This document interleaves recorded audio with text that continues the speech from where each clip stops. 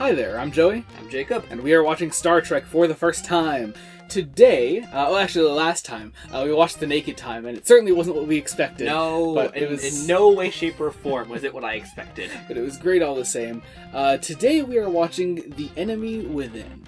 I wanted to talk about this briefly before we started. For the first time ever, I want to talk about the writer of this episode, who I was informed by my friend Jacob that this was written by Richard Matheson. Who I could vaguely picture the name of. He's apparently famous for something, and you're about to tell me what. I'm about to tell you why. So Richard Matheson, one of his big things, he wrote the novel I Am Legend. Okay. Big thing, whatever. I'm familiar with he was also a TV writer, and he wrote a couple episodes of Twilight Zone. Namely, Nightmare at 20,000 Feet. Okay. That's probably why I know the name. Probably. I think he wrote something like 16 episodes I was looking up of Twilight Zone, so probably more than that you know. But Nightmare at 20,000 Feet being the big one, of course. Right. So he wrote the Star Trek episode we're about to watch. I mean, okay. And this is the only one he wrote. So I guess we're about to find out. We're going to get into post-episode thoughts in a minute. But we are about to watch The Enemy Within. Alright, so that was The Enemy Within. If Where No Man Has Gone Before wasn't such a great piece of sci-fi, I think this would be my favorite so far. Because I just had so much fun with it. Oh, yeah. I think, if purely on a fun level, this might, just fun. I mean, right from the out, you're in for a good time. Because Scotty beams up Kirk, and Kirk sort of stumbles out. And then they leave, and then it activates again. And another Kirk is standing there with the greatest shot ever. And it's just, oh my god, you do this really close-up sweaty shot of William Shatner looking all evil. Right, and the shadows are changed so you know he's evil. Yeah, and they do that a lot throughout the episode. My favorite one was the one towards the end. Oh yeah.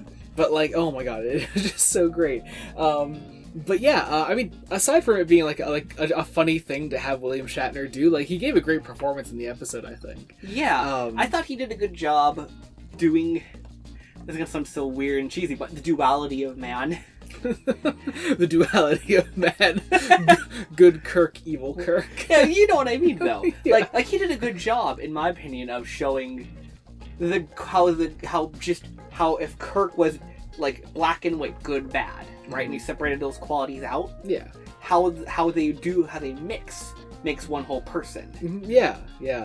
And we got a lot of great moments in this. First off, we're really starting to experiment with McCoy and Spock as the two sides of being Kirk's advisors. Yeah. We really saw that here. We saw it a little bit in the last episode too.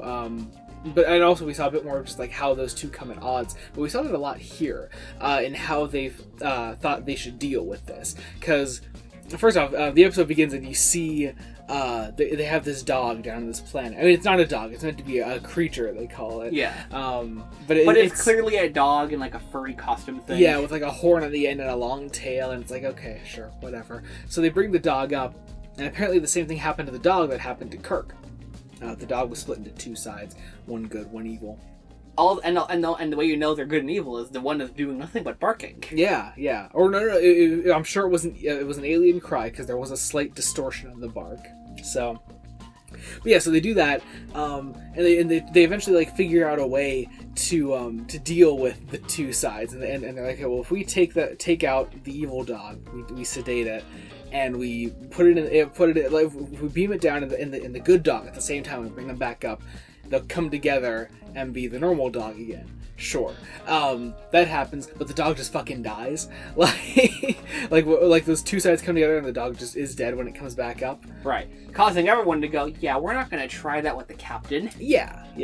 And so the rest of the episode is sort of spent with Kirk, toying with the idea that it could be different for me. I'm a human, or maybe it could have been a malfunction with the teleporter or whatever. And so once again, it's Spock is more on the side of hey, Kirk should try it because if nothing else, first off, I would be the new captain. Spock would. Right. And I think I would trust Spock as a leader. You know? Right. And there's a chain of command that would still logically follow. Yeah. But Spock just, is more looking at it, well, logically, of course. But Spock is looking at it more as like, like you should try it anyway, because otherwise the rest of our crew is fucked. And McCoy is looking at it as, well, what if you die too? Like, how is that worth it? And then if you die, like, we have no way to bring the rest of them up. So it's honestly a great quandary. But what's interesting is, like, the way I look at those arguments, I almost would have flopped them. How so? That I would have flopped them, that I would, like, my immediate thought, if I'm thinking about how these arguments would have been laid out by those two characters, I thought Spock would have been the one going, we should double check that, like, that everything is working right. Mm-hmm. And that McCoy would be, well, what's the worst that can happen? Because that sounds like the more emotional answer. I think but McCoy values life more than Spock does. So McCoy is clearly going to be the one saying, like, hey, what if you die? How does that help any of us, really? And Sulu and the rest of this crew are stuck down on the planet, and you can't do anything about it.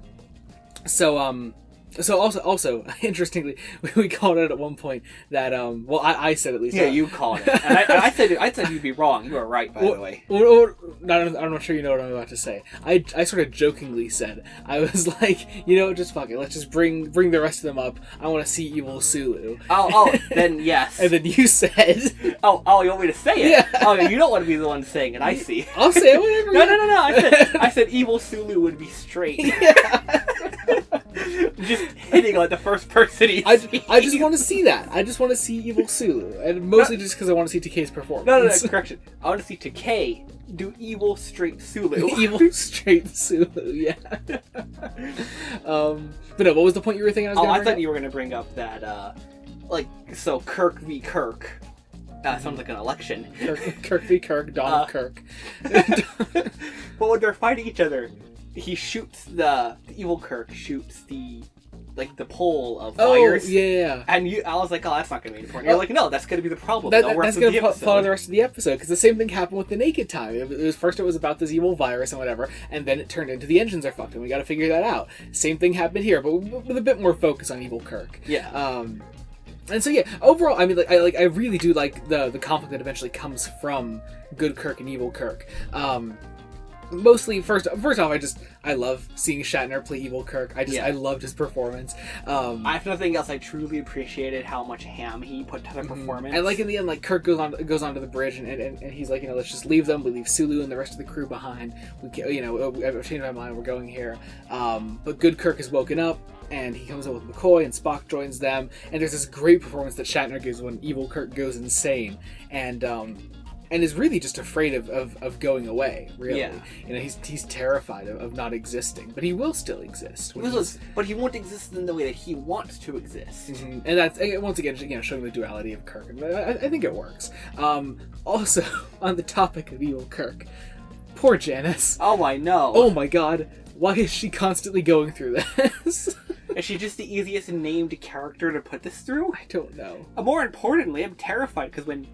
She's the only blonde woman on the show. Oh, wait, no, there's the nurse, too, from last episode. Yeah, but she had a name only because, she said it. Yeah, I don't know. But yeah, just poor Janice. And then there's also a weird bit when they were, talking to Janice afterward about what happened, and Janice was like, well, I wouldn't have said anything. You're the captain. And it's like, no, that's not right. That's not right. I kind of hate that Charlie X had a better approach to the female assault than this. So, whatever. Overall, just first off, in concept, I think if you only know Richard Matheson for being a Twilight Zone writer, this makes sense. Right. This is exactly what I expected once I heard that. Yeah. Once I saw the plot playing, I was like, okay, this makes 100% sense. Yeah, definitely. But yeah, I guess that about does it, right? Anything else to cover? It was fun. It was fun. It was very fun. A super fun episode. I really enjoyed it. So yeah, I guess join us next week as always. We'll be doing another episode and lots of fun to come up. Lots of fun coming up here. So yeah, join us next time. Until then, this has been Joey Morgan. I'm Jacob. Goodbye.